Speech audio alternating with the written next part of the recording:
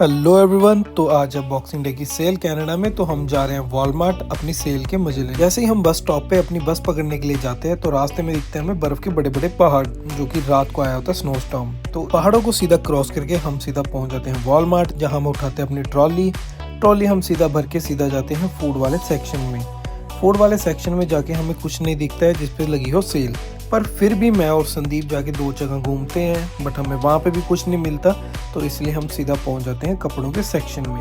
कपड़ों के सेक्शन में लगी होती है क्लियरेंस सेल, जिस पे लगे होते हैं 30 to 40% ऑफ। तो ये 30 to 40% ऑफ की हम सेल देख के सीधा जाते हैं अपने क्रिसमस के सेक्शन में, जहाँ हम देखते हैं बहुत सारा डेकोरेशन का सामान।